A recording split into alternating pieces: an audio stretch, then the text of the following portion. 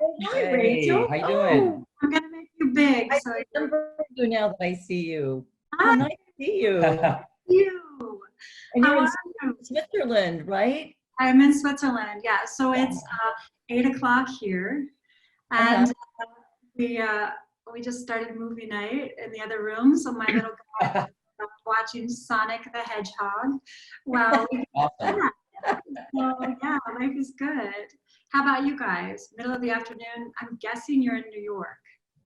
We're in Long Island, in Rockville Center, Long Island, and I just walked, and Shaun goes to the parking lot of CrossFit and works out with the fellas outside, and That's right. Gotta keep my CrossFit going. That's right. And you maintain 6 feet between yourselves the whole time? Right now, not. Well, actually, in the house we don't, but we're careful. We really wash our hands a lot. I'll back up here. Yeah. Here, Mom, back up. Oh, back up. You have to Okay. set a good back. No, like the chair. Set a good example. Chair. Yeah, there you go. So Shaun, how long have you been back in New York? At what point did you guys head back? It was actually The 4 weeks ago. 21st. Yeah, the 21st of March. Okay. Yeah. And So I we don't were. want to get into too many details till we have exactly 2 o'clock so that other people can hear it. But are you kind of hunkered down there for an indefinite amount of time now until things blow over? Well, I guess the official one is May 15th now, around that. We just really have to kind of wait. On May 1st, they evaluate the numbers, and then 2 weeks later, you're allowed to do a few more things. But of course, in Wuhan, the numbers have gone right back up again. So it's difficult to see, how it's gonna work. Exactly. Yeah. We here in Switzerland are about, I think, a week and a half ahead of you. So because we are only 3 hours north of northern Italy, where Milan and Lombardy had the sort of epicenter in Europe. And then just across the border is Alsace in France, which also had a huge sort of explosion after Lenten services at the end of February. So we've been essentially quarantined since about March 1st. Wow. So a couple of weeks longer than you. Yeah. It's been fascinating to really watch it move through the world and to be reading the headlines from the United States and to especially New York City. Yeah. That's tough. And yet kind of Yeah, it's so the numbers here in New York are staggering, and we live in Nassau County in Long Island, so it's, other than New York City, it's the highest in New York for cases. But I think the number here of new cases is slowly going down, as well as the deaths. It's more spread out. I mean, the city is so dense. Yeah. And people living, in high buildings and crowded together. And it's much easier to maintain a quarantine here because we can walk and, run and all that. That must be terrible to be in an apartment with 3 kids. That's all I can say. Yeah. My husband was born in the Bronx, and he was just saying tonight at dinner, I'm so glad we're not trying to quarantine in an 800 square foot apartment in the middle of the Bronx, because you can't even escape to a park or a playground at that point. That's right. Yeah. That's right. That's so true. I know. We have this beautiful neighborhood here, and we can go out walking, and we're really lucky in that way. And there's a lot of space, and the weather has been getting good, and that's been helping our, psychological state of mind and being happy and healthier. And we can talk about that more later too. But I think we all have been, probably as all of you, learning ways to keep that positivity and keep that same drive and all those things that grounded us before in this new normal. And that's something I'm interested in talking about with you too. And absolutely, having that discussion. Yeah. Well, let's see. I think it's 8:02. So we'll ease in, and I have a feeling people are going to pop on as they're able. And if you can mute yourself, that's great. I just want to offer a warm welcome to all of you. On behalf of Studio B, my name is Rachel Meyer, and I'm a vice president for Studio B. We're a mindfulness company based in Northeast Pennsylvania, but serving the globe. And I'm based in Basel, Switzerland, so I'm about 6 hours ahead of those of you on the East Coast right now. But this conversation tonight, or today, for most of you, is a part of our Resilience and Steadiness seminar series. And, you know, after COVID really hit the United States, our founder, Jen Charamboli, who's here now, and my colleague, Christine Kiesinger, who's also a vice president, they really hunkered down and said, what can we do to help people cope with this? Because it's completely overwhelming. There's so much suffering in the world.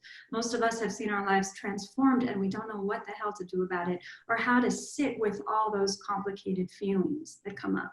And so we said, let's just find a time once a day so that every weekday we can gather virtually and offer one another tools for being okay and for sitting with the suffering and the uncertainty. And so on Mondays and Wednesdays, we've been doing mindfulness practices and lessons from Christine. Tuesdays and Thursdays, Jen offers gentle movement like yin yoga. And on Fridays, we're delighted to welcome experts from fields that are particularly affected by the coronavirus. So we thought of the arts and the theater world immediately. We've featured guests from the medical field, finance. We'll have published authors whose books are supposed to be on a book tour right now, who've been canceled. We'll have restaurant industry experts. So today we are thrilled to welcome Shaun and Lynne. And yes, so Shaun Taylor-Corbett. thank you so much. I see some of my friends on here. It's really cool. Oh my gosh. Oh my gosh. Yes. It's great to have an excuse for a little reunion, isn't it? Yeah, it's awesome. So Shaun and Lynne are in New York right now on Long Island. And for a very brief introduction, I was doing the math today and realized, Shaun, you and I have known each other for 23 years. Wow, are you serious? We're really old. Well, you know, you probably take some of the most credit, other than this one right here, for me being a professional artist, because you cast me in Pippin as Pippin. Oh my God. In college.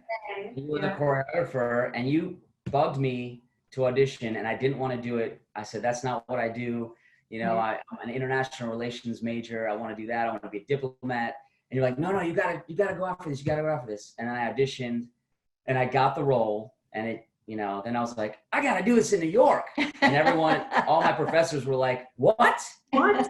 Well, to even rewind before that, it was the fall of 1997, and if I remember correctly, Shaun and I lived in the same dorm as first year students, and you had a great ponytail, and you started the World Peace Club.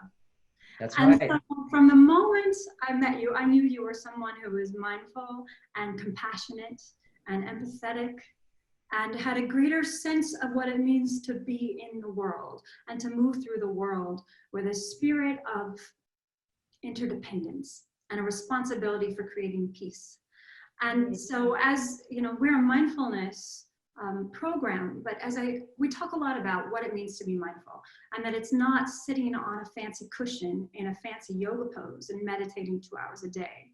That mindfulness is really about the way you move through the world with that same spirit of compassion and empathy. And so, having witnessed the work you two have done over the years, I thought of you immediately as we really imagined who we wanted to shine a light on in this moment of time.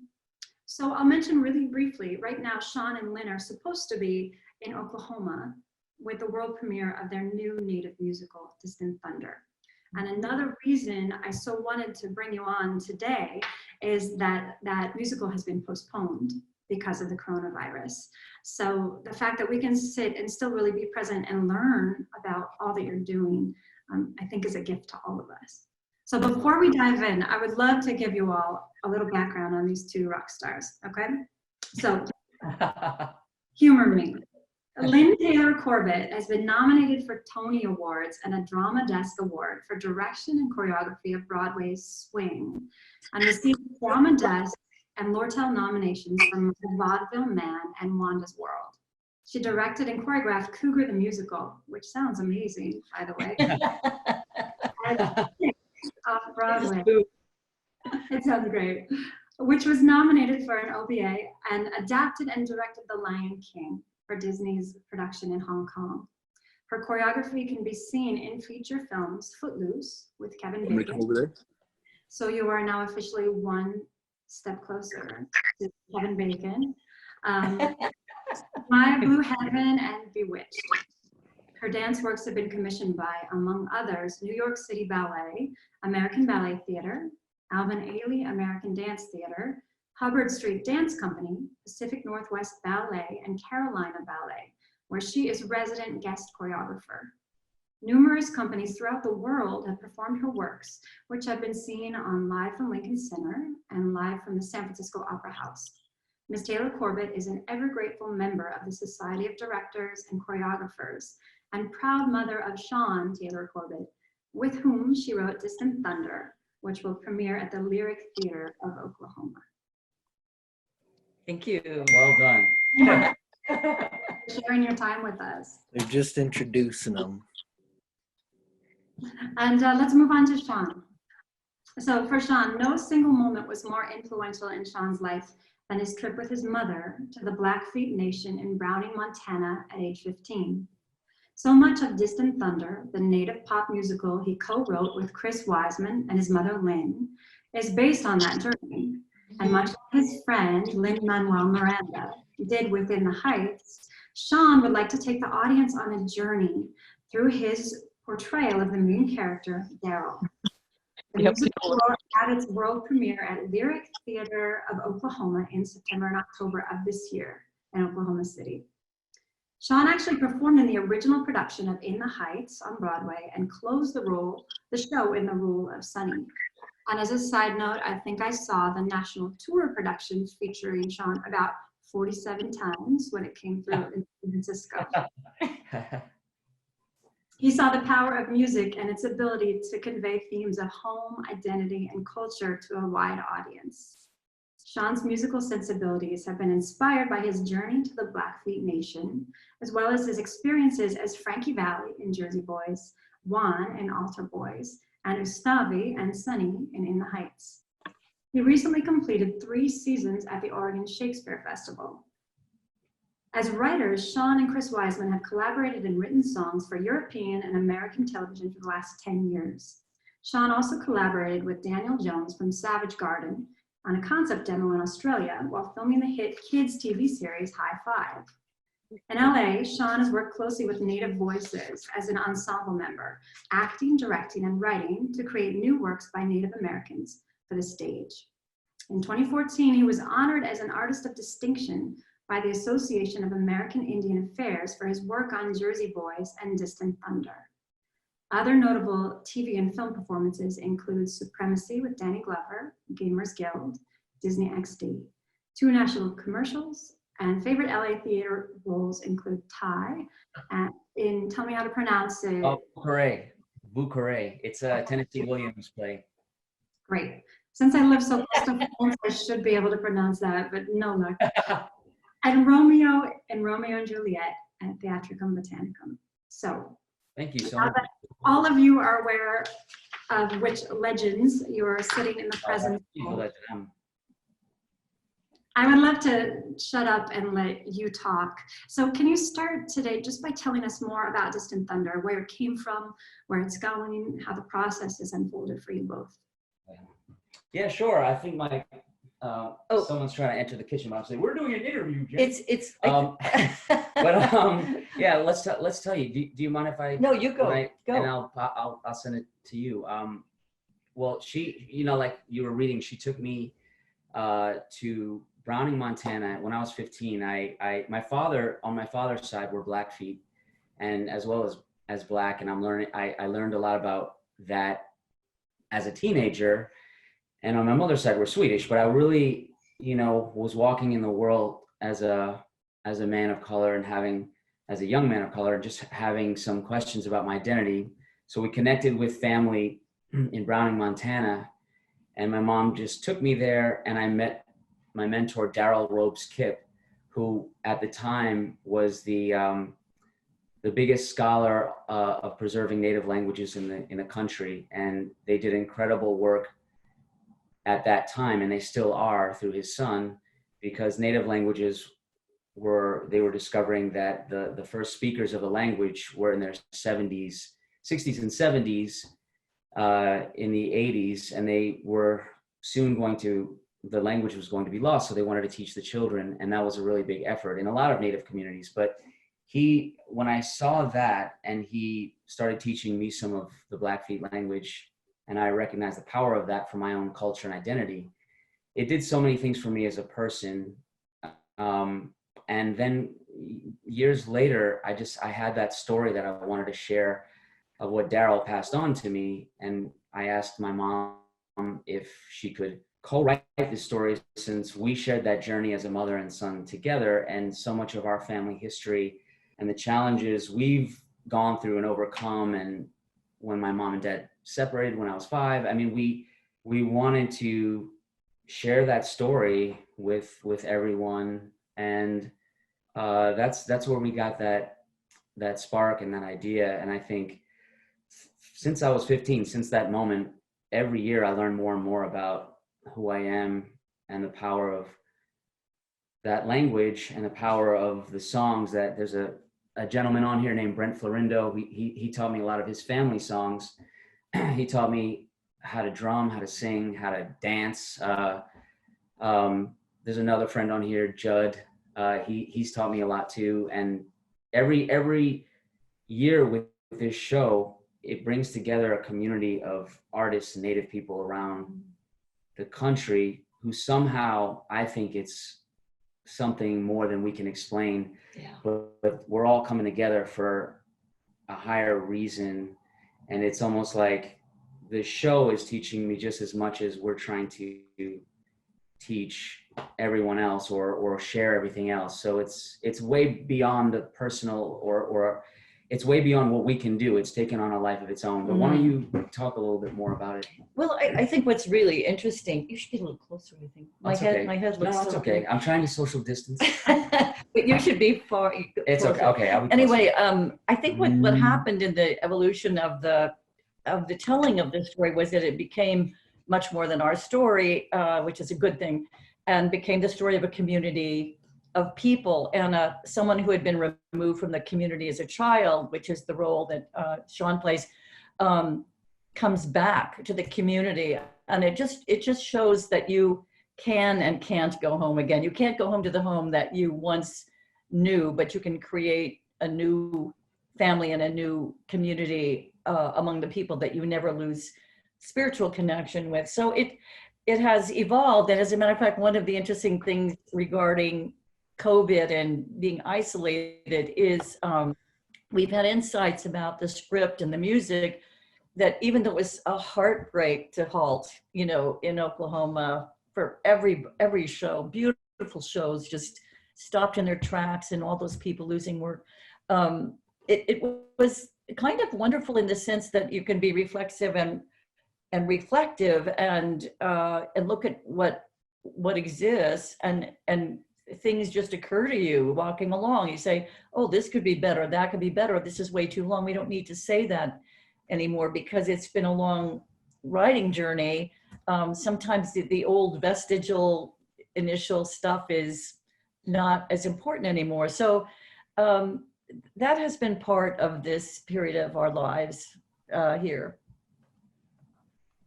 Thank you. So tell me, when did you start rehearsing in Oklahoma? And how has the rehearsal process in Oklahoma been different than maybe workshopping in New York or LA or even in Portland? Well, we started, is it March 3rd, I think. We went out a week earlier for pre-production. I have to say that we have been looking for different producers in different theaters, but Oklahoma, it's another one of those magical things that happen.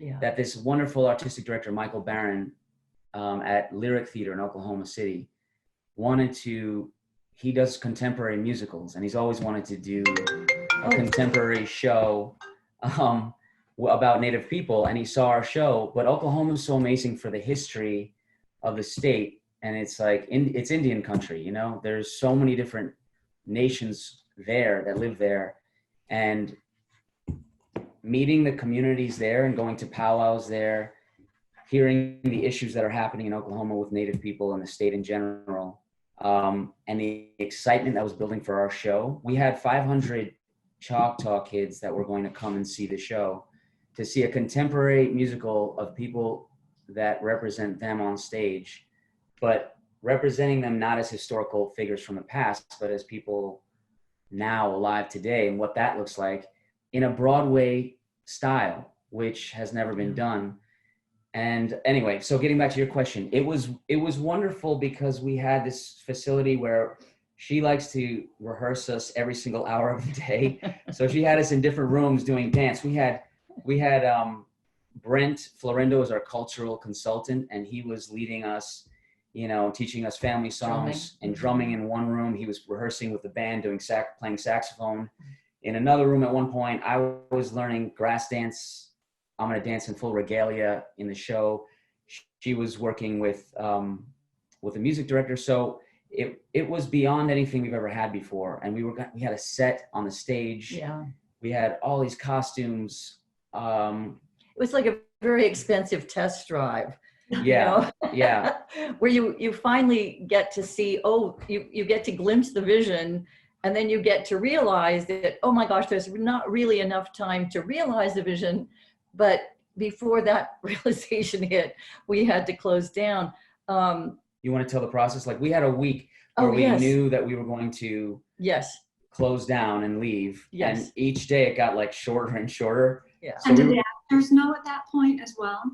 Well, yes, I think that the first plan, very, very smart. It was handled in a very smart way. As a matter of fact, Actors Equity said this was one of the first and only companies to call saying we have a plan and we're going to resume, not sure the exact date, but the initial thing was that the announcement was made that we were going to continue all the way to the Saturday night, when we would have done a 5-camera shoot anyway in our tech week.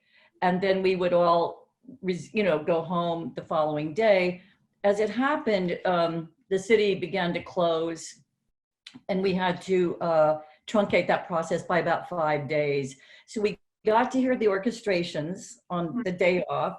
And then the following day, when the actors gathered to do the very first run through on the stage, it was apparent that we could not go forward. I mean, it was just becoming too dangerous. I mean, the freight train was moving toward all of us too quickly, and we had to relinquish that sort of, there's something we got to do, we can do this. We had to let go of that because it was too just huge in the entire society, and be sure everybody was safe. So that was tough, but it was also just kind of like an interesting lightness, in the sense that it wasn't a failing of anybody, or it just wasn't anything anyone had done. It was just so large a life force that you just have to go with it like everyone else. And so it has an oddly unifying effect throughout each industry. I mean, throughout the world and all people, but throughout our industry, people supporting each other and checking in and sending clips of the, songs by Zoom. It's been rather beautiful, I think.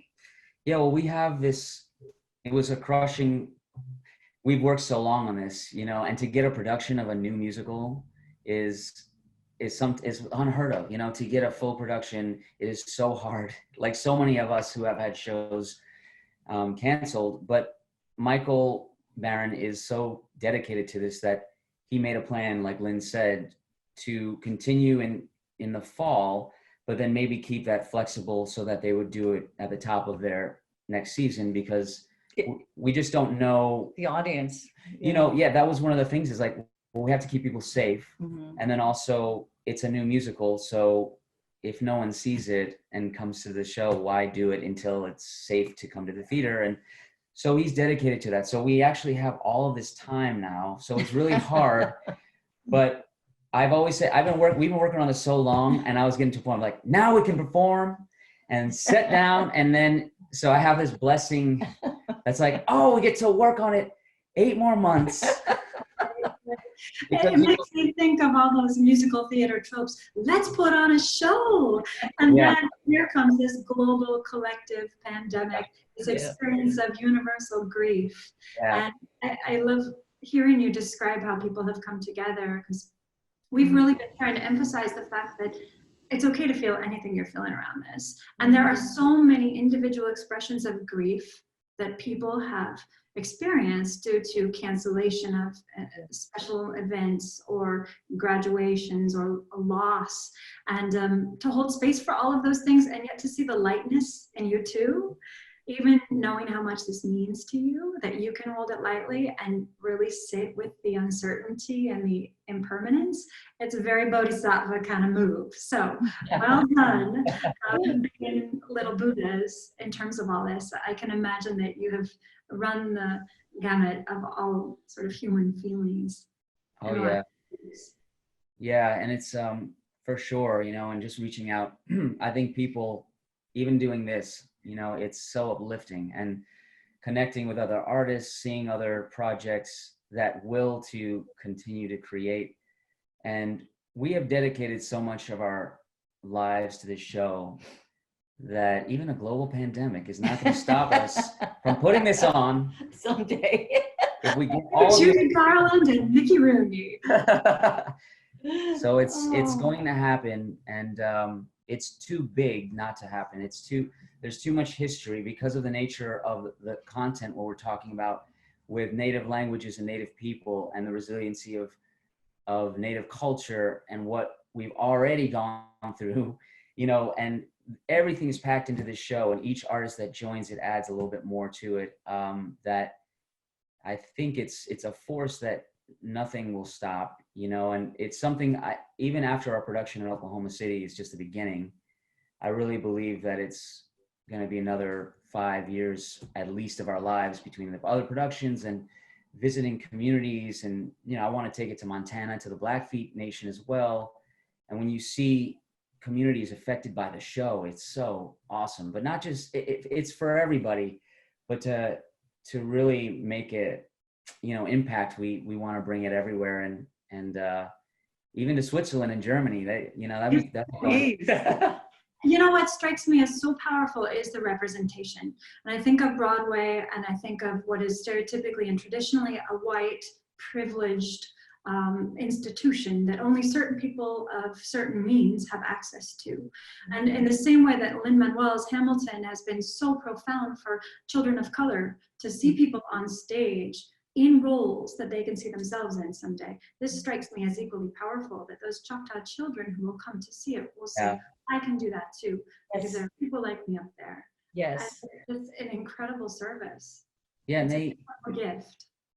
Yeah, thank you so much. Thank you. We love it, you know, and the new stories that the kids are going to write, and it's just cool because a lot of the times, you know, there's not, people might not go to see a musical. Like, why would I go see that? But if you see a Native story in a Broadway setting with Native music as well, but also pop music, and it just does something, like it opens up the possibilities of what you can create, you know. And Lin-Manuel did that for me as well when I was in the show. We were already working on the show at the time, but I think I mean, even when I see him now, he's like a friend, you know. It's like to see it go from an idea, a normal down-to-earth person with his passion and his story, and then to ride that wave and see how it affected people is so cool, you know. And I think we can have a Native story at that level as well, and that's where it's the dream that can happen. It's not just like, oh, how do I reach that? It's very possible. And also, you know, just growing up with her, and she took me, you know, I'd see her name on the marquee all the time, and just like, oh, that's mom just up on the marquee, you know. And she always, you know, we talked a little bit about who motivates you, and she is one of the biggest motivators in my life with her attitude and positive, you know, success attitude that she embodies at all times. And I think the combination of all these factors for the show has really been positive. Well, you know what I love is that you mentioned the word resilience. and the resilience of the Native community, because that's what our first 4 weeks in this series are really focused on. How we can build resilience, how we can cultivate that internally and as a community. So I would love to hear more about the Indigenous community and resilience and what that means to you, and who your heroes are right now. I know Daryl is one and Lynne is another. Is there anyone else who's really inspiring you to keep at it on those days when you wake up and you feel a little deflated? Well, you know, interestingly, I'm doing something now that I never would have done, really. I left all of my archives and everything from all these years and programs and reviews and everything in these plastic boxes to rot in my basement. And that's where they were going to stay. They just belong there. And I've dragged them, or, you know, little by little, the Denver University has wanted to, you know, have them. And so little by little, have been working on that, but now I've dragged them up, and I found all my work with Pete Seeger. I worked with Pete Seeger on a work called The Ballad of You and Me, which was really a kind of chronicling of how he affected his history, of the history that he lived through. And I never would have found that. You know what I mean? It reminded me of just a couple of times I sat with him and how amazing he was and how he walked the walk. One time he canceled a session because he was going to go to a demonstration at a nuclear plant, and he invited me. So, you know, I just really found a lot of a spiritual connection that I had to go in the basement and bring those boxes up, and found that connection to someone in my life that I had forgotten about.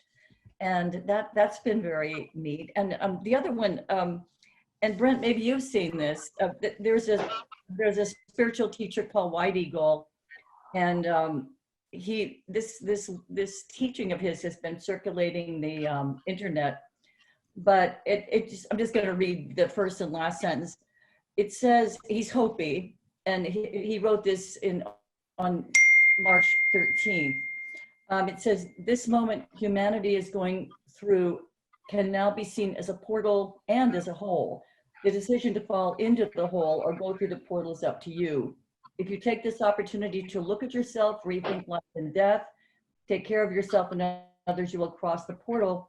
What you emanate now is the most important thing, and sing, dance, resist through art, joy, faith, and love. So that's been very special too. Beautiful. Thank you. Shaun? Well, you know, he's gonna get embarrassed because I'm gonna mention him now. But when one of the best teachers I have out there, and he's on with us, you know, Brent Florendo. He I can't tell you how much he gave me when we worked at Oregon Shakespeare Festival together in a show called Off the Rails. And he would come 30 minutes early every day with Dancing Spirit, his drum.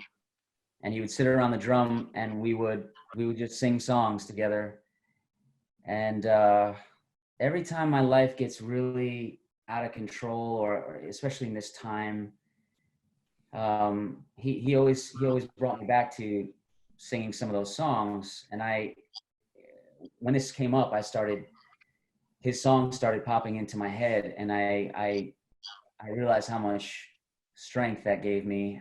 So he also, when we were in Oklahoma, he would sit us around, and we would kind of take a step out of the Western way of thinking, you know, and the Western type of schedule. And even though we need that in a Broadway kind of like, you know, diligent way, but we would kind of step back and not have that pressure of like, what do I have to do today, and the stress of this and that, and just like really take the time we need to check in with each other. And I think that gives me a lot of strength no matter where we are. So thank you, Brent. He's on here now. But yeah, so what's that? Well, what's amazing is that chanting and singing is such a spiritual practice and such a meditation practice across traditions. It doesn't matter where on the globe they emanate from, they kind of all, it has that same function for all of us. And I even think about like being on stage performing is one of the most amazing flow states there is, right? Because you can't be thinking about your grocery list. Right. That awkward email you sent last night, because you've got to be fully present there, interacting with your fellow actors, remembering what your next line is, being fully embodied in the dance. I'm wondering, are there any other practices that are life-sustaining right now? I know CrossFit is one of them. Is there anything else that you're doing to stay centered and to stay grounded and to hit that place where your mind feels still?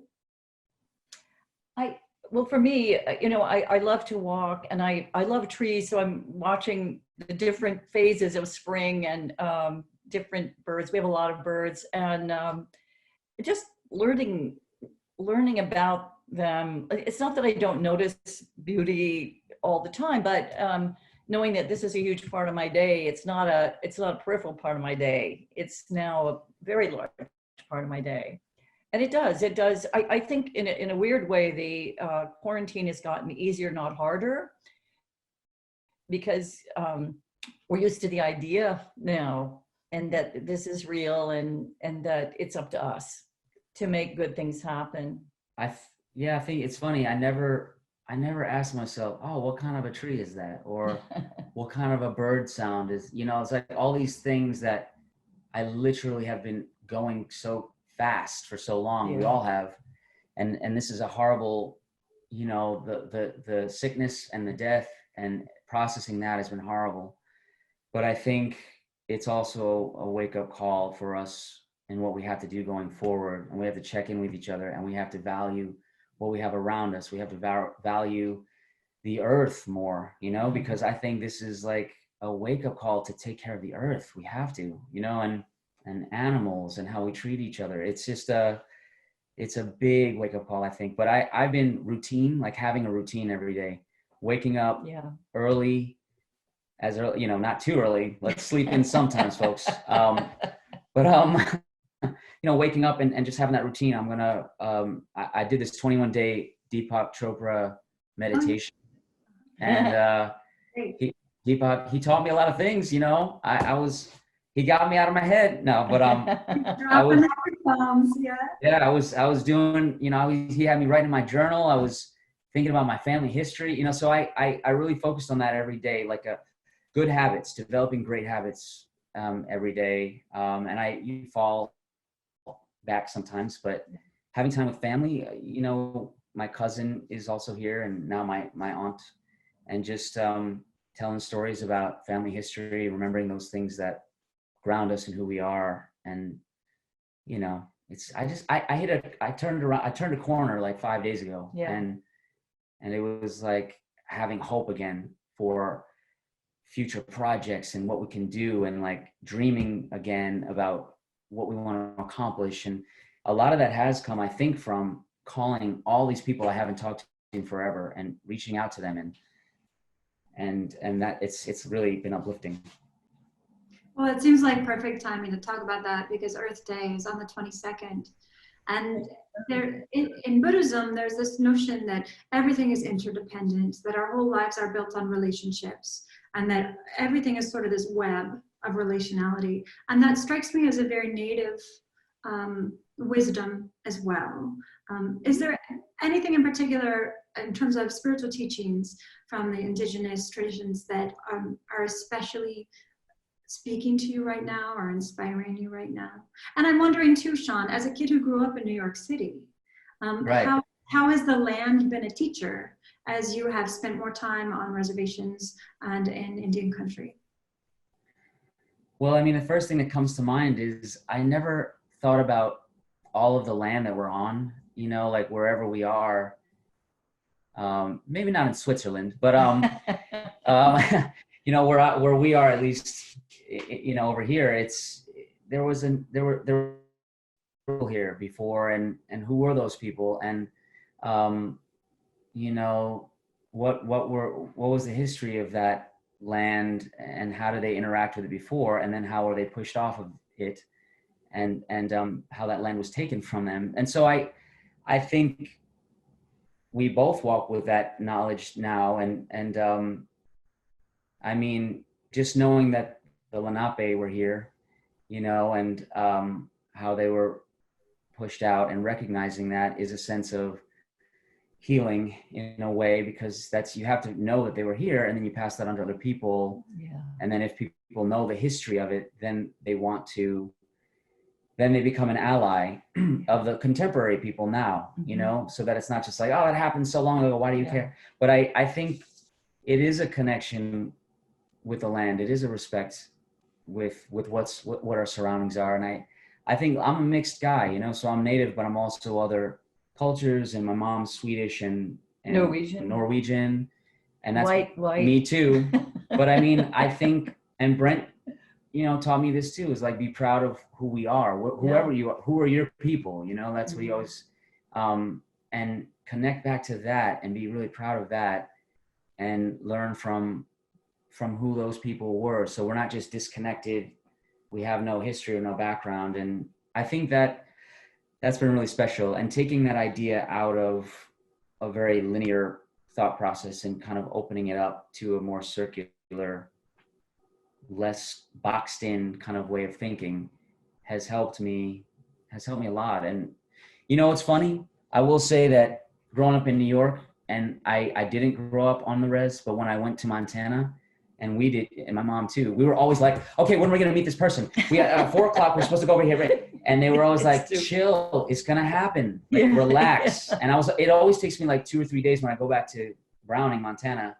I'm like, and everyone's like, just relax, it's going to happen. And I calm down, and you get into this like, hey, it'll happen if it happens. And then all of us, I was looking for a drumstick once because I wanted to play drum, you know, and learn how to sing on the drum. And I was like, I gotta buy a, you know, drumstick, Daryl. I was talking to Daryl, and I was like stressed out, and I couldn't find where do you go to the store to buy a drumstick, you know? And he's like, don't worry, you know, we'll figure it out. And then at the powwow, this little girl was walking around, and she was selling drumsticks. And he was like, there it is right there. And I had my drumstick. So, you know, that's the kind of thing, and just reevaluating what's important in life, and our families and our friends, and taking care of each other. If someone needs a little money, help them out. If someone needs a recommendation for something, for a job, help them out, instead of competing and trying to get ahead of each other. You know, that's a real Native thing. I think we've both been embodying it. It's our journey together. So. Well, I imagine that when you eventually debut the show, you will offer a land acknowledgement. Either earlier in the program. And was it the Grammys or the Oscars this year when an actor offered a land acknowledgement in that very public setting? I forgot. I think he was. It was Judy, right? Aboriginal actor, maybe. Yeah, it was Taiti. How do you? It's I know who it is. I can't remember how to. Hold on. He did Jojo Rabbit. He was a creator. Yes, that's right. He's Aboriginal from New Zealand, I think, isn't that correct? Yeah. I have to get his name. Hold on. Yeah. It's going to drive me crazy. Taika Waititi. I don't know if I Taika Waititi. Thank you, Ronzi. Taika Waititi, yeah. No, and I'm thinking, if you guys start that, you might be the first musical to offer a land acknowledgement. In 5 years, maybe every single musical offers a land acknowledgement. There is an incredible influence that you've made just by being yourselves and stepping into that identity. It's beautiful. No, it's true. It's a new habit, you know, we all get into, and it's really special for us to do that. I love it. Well, I want to open this up soon for questions. So if anybody has a question, you're welcome to send one in the group chat or just send it to me privately. Feel free.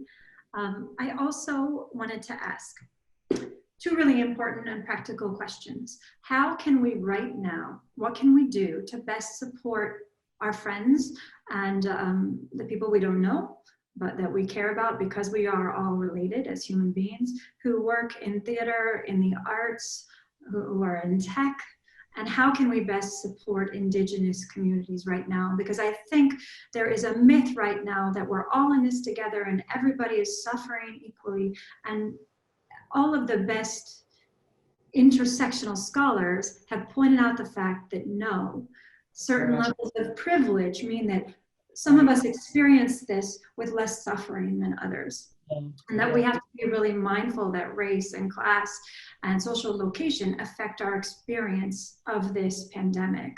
That we're not all just sitting at home with great Wi-Fi and plenty of food. No, it's true. So It's absolutely true. what can we best do to help our friends in the arts and to support the Indigenous community right now? Oh, well, you know, there's an incredible organization named Indigenous Environmental Network, and it's run by among many people. Dallas Goldtooth is one of the biggest. I guess he runs this organization with a few other people, and he's also actually a writer. He wrote a show that Judd, Brent, and I were in called Between Two Knees, which is a comedy that you all have to see one day. It's incredible. But this is a very important organization. It was very impactful during the Dakota Access Pipeline and Standing Rock to provide support and funds for Native communities all around the country. So it's Indigenous Environmental Network. If you want to check it out, it's IENEARTH.org. So IENEarth.org.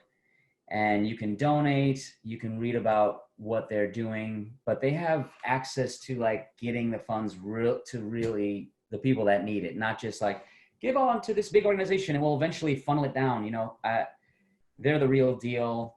Dallas Goldtooth knows what he's doing as an activist and a supporter of Native communities, which like most times is not in the forefront of the media. So you're not going to know about it. And I think, unfortunately, because of the structure of our society, whenever there's a horrible thing that happens, the people that are marginalized are the ones that get hit the most, including African-American people in this country, as well as Native people for sure. Actually, Native people disproportionately you're seeing higher rates of cases of being infected because of the poor way that the Indian Health Services is run, and a lot of the times in rural communities, and there's just not enough support for the medical needs of that community.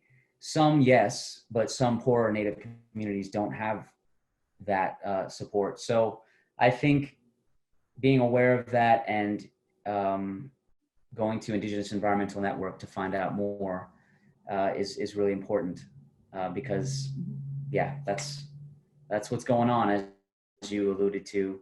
As far as the arts, and we can both talk about this. Well, you know, I think always Broadway Cares, Equity Fights AIDS is always an amazing organization to give to. And as a matter of fact, a lot of our colleagues who are putting out stuff online urge everybody at the end to donate to that organization. I think, as Shaun said about Dallas's group, those funds go directly to artists in need, as opposed to sort of movements. So you know that the money it's immediate grants. And that, I think at this time, that is particularly important. It's timing. Timing is everything. And the Actors Fund, and right? The Actors Fund, yeah, sort of the same. Same, yeah, Actors Fund, Broadway Cares, Equity Fights AIDS. They're really huge because we do have a lot of artists that aren't able to get unemployment. That's right. And what are we going to do? You know, like when it's actually not just the artists; it's designers, choreographers, directors. I mean, they anybody who's in the community in any way is served by that organization, which is great. Because what's hard to grasp as artists, even when there's a vaccine, it's going to take time to develop trust for people to feel, oh, we can go and sit down next to each other in the theater. That is our main source of income as artists. And all the jobs around the theater, you know, all the administrative people who've lost their jobs that work in the theater.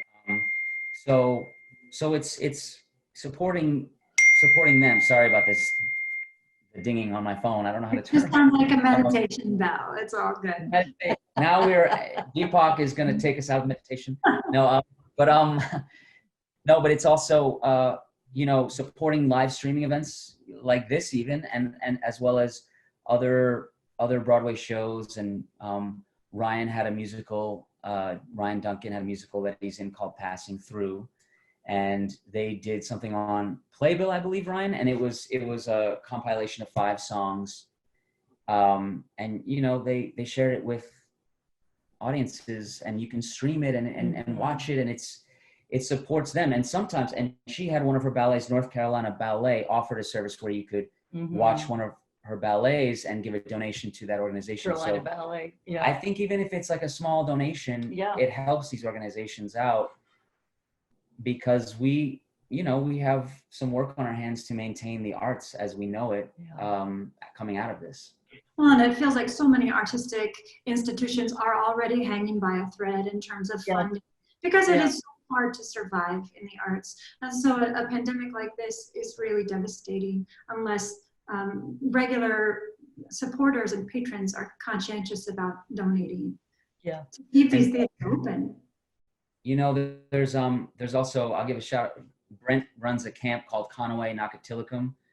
And he brings Native kids from all across the country each summer and gives them workshops in all different areas of study. And he had me come and be the star last year. I did it.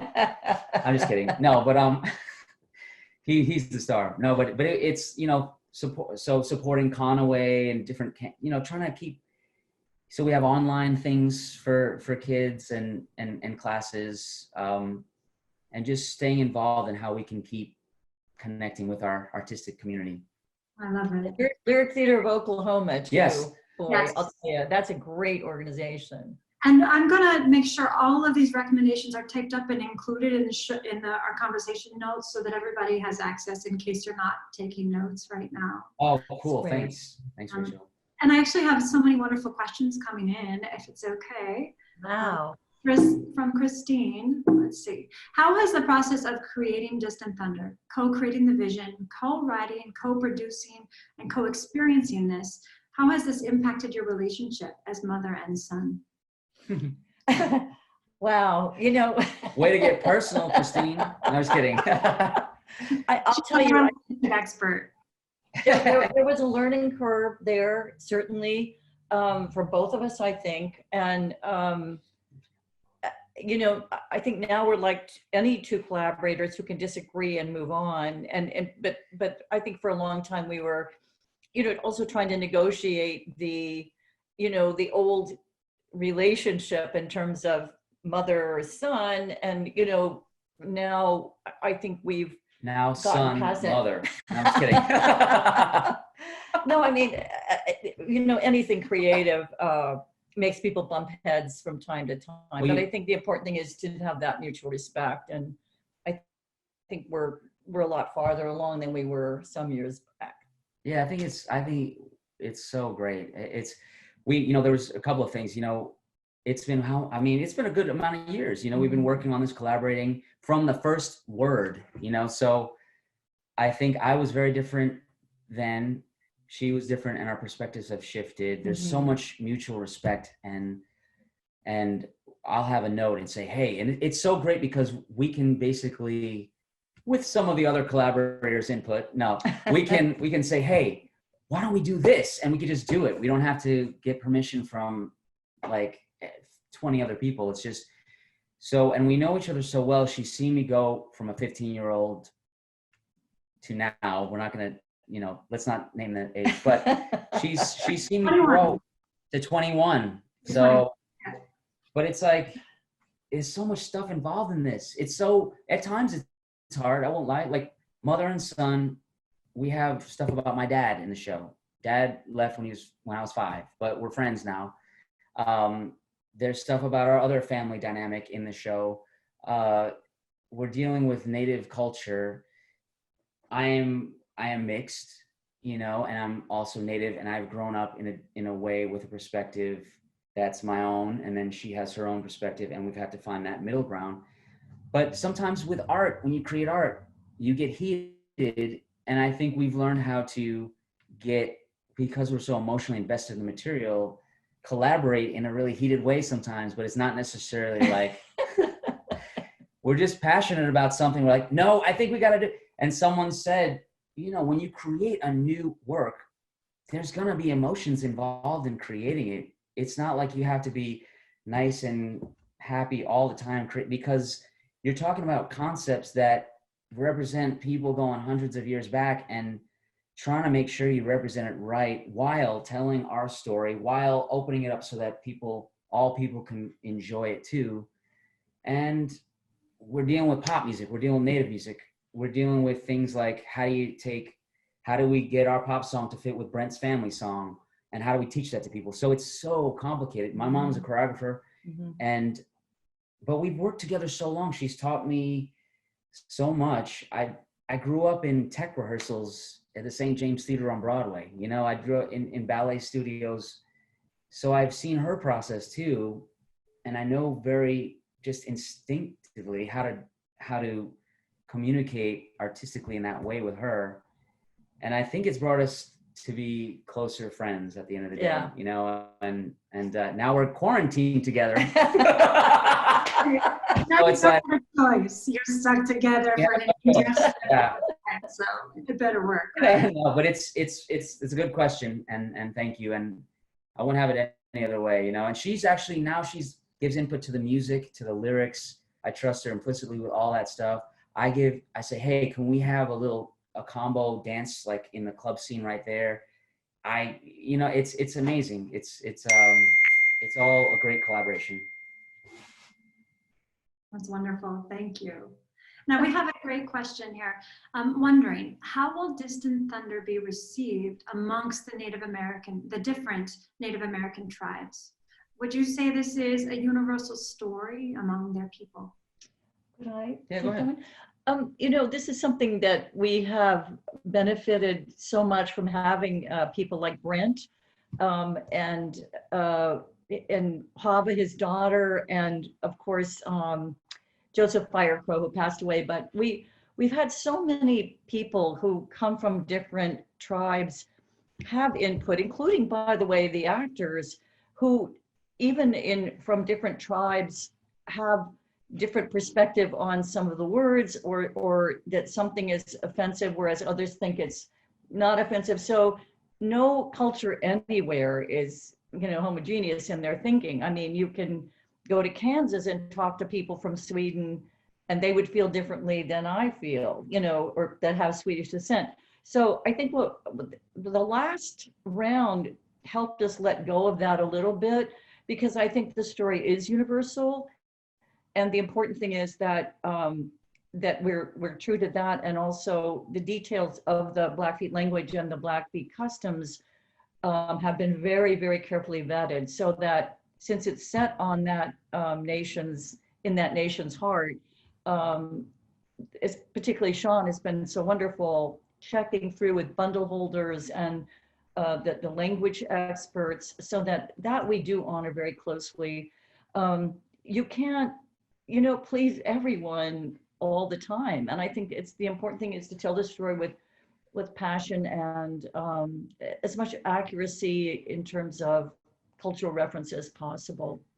Yeah, you know, losing languages is very common for whatever that specific language is to that nation around the world, you know, but especially with Indigenous people everywhere. And I think that is a real drive for people to hold on to that language, because that's like a portal into people's culture. And so that's a very universal theme in the Native community. I think what's cool is because of my character, Daryl, and I'll always feel a little bit like I'm what a friend of ours used to say, living with a moccasin in each world, you know, because I grew up as basically a Long Islander, you know, but I learned a lot going back to Montana, but my character walks in as a stranger to his culture, and I think the audience follows him, and then throughout the show, the language wakes him up again to what he knew as a child and why it's so important to stay home. And I mean, remember where your home was and why that's important.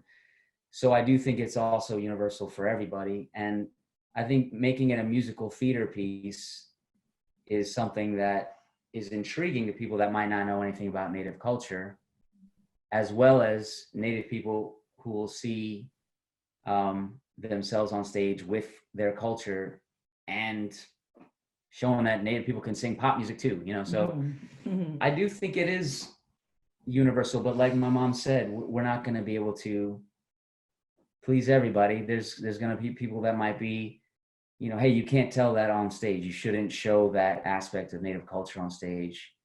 And you can't win in every community, but you can try your best. And that's why the work never stops, and how can we take that person's idea if they don't like something? Are we being insensitive, or let's talk about it. Let's figure it out. And before you know it, it's a communal show specifically from the Blackfeet community, but it's like a community of people, so that it's almost like a pan Native American show. Do you know what I mean? And it's been co-created in that way. Yeah. He has a really mindful and progressive ethic in saying this is not just one person's vision creating this piece of art, but it's a collective piece of art that has evolved from the input of all these folks who've really lived it. Yeah. Yeah, we're trying to break the door open too for, Native theater. So if we do this musical, there's going to be other people that are going to do musicals too. And it's the first one of anything has to incorporate a lot of ideas and concepts. And then you open the door, and then someone else might come in with a more specific one little thing over here. But this is the musical theater genre is what we're knocking on the door of with a Native story. So that's. Yeah. And on that note, what advice would you offer to a kid growing up on Pine Ridge Indian Reservation who wants to be on Broadway? And Broadway feels so far away. What would you tell that kid who's watching right now? Well, I would tell that kid to send a video to me. There's the meditation bell is ringing. It's coming.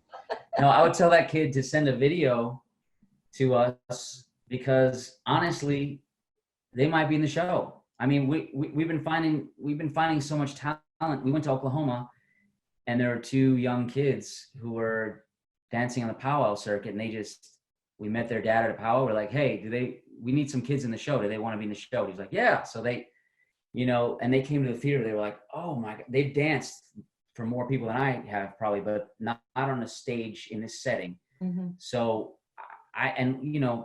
we're like a company. Distant Thunder is like a acting company.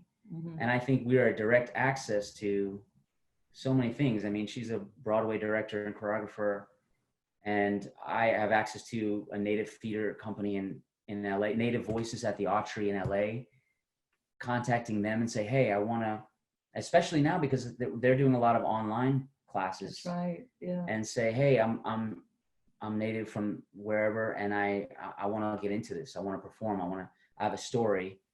Native Voices at the Autry is a perfect place. Or just contacting us, because I'm starting to get to know so many Native people just through word of mouth. It's a very small community in that way. If they get to know you, like now I know Carolyn Dunn from Oklahoma, who knows Muriel Tarrant in New York, who I met last year, who's big into the theater community. So everyone that I've seen in the arts in this world is got each other's backs and helping each other out. And now you got a big director choreographer here.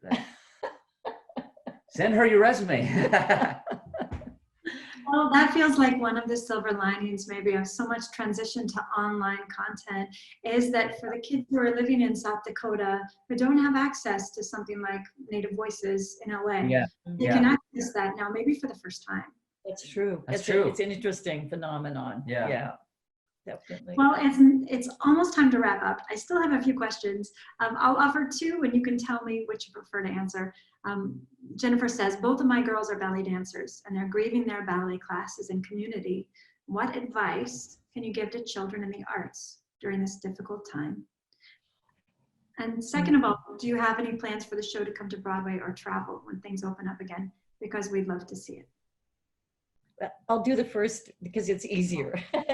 The dance thing is so hard because it's, you know, you need space to dance. And I would suggest with those two young women that they're probably online teaching tapes, you know, that they can access and just at least try to do a bar every day. And, you know, even if they can't do you know, proper class or be taught a proper class and they don't have the space, you know, just to keep running, you know, run and aerobicize. And because the thing is that what they've learned won't go away. I mean, you think, oh my gosh, I'm going to get out of shape, but really all that comes back if you keep your body strength. And if you can do your bar every day and access the shapes and the aesthetic of going from plie, which is bending the knees, to tendu, which is working the feet. It's hard, but you just have to reinvent how to do a class, you know, hold on to chairs and go. And the second question is we would love to know the answer, wouldn't we, Shaun? Yeah.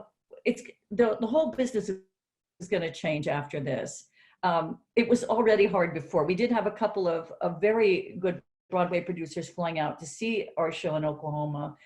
And they, of course, may do so again. However, it's, you know, millions and millions of dollars to take a show from regional theater to Broadway. So maybe there are other routes. Maybe there are other centers or arenas, or, you know, we don't know how the theater is going to reinvent after this. I think Broadway, as we know it, is going to take a long time to get a new show like Distant Thunder up. But we're gonna hope that maybe people are going to want a new message, and maybe we're the message. We hope so. I think, yeah, and regionally it's going to be hard, but I think theaters will combine their resources. And, you know, we love the Actors Theater of Louisville, and they've been really supportive of the piece and its journey, as well as Seattle Rep has been really, you know, interested in it and talking to us and supporting it. No one quite knows how they can financially do a full production for a little while until we get out of this healthy. But I think regionally we have some opportunities which then we can launch to New York with. And yeah, we will get there. It might take a season or two, but we have the time, and we're you know, we're going to get there. What's one more year, right? You guys have invested so much energy and time and attention and love into this show. I have no doubt it will follow the path it's meant to. It will. Thank you. Thanks. And you have lots of love coming to you in the chat, so I hope you have a moment to check it out. Friends just offering prayers for you and the whole arts community. We bow to you with so much gratitude in this time when the arts are sustaining us, and we will do all that we can to support you. So also Jessica Sage says, hi Shaun, I miss seeing you on stage and on the streets in Ashland. I love seeing you here with your mom. By the way, I'm from Lynbrook. Oh, I didn't know that. Oh, maybe she told me that a long time ago. Hey, thanks, Jessica. Christine says, this was a beautiful, informative, and compelling session. Thank you. Oh, that's wonderful. And also from Ryan is reminding everybody about the Actors Fund. I think Shaun said it before, but that's lovely. That's so cool. If you want to offer one more time how we can follow you and how we can follow the show. I know you mentioned the Lyric Theater of Oklahoma. What else can we do to stay in touch?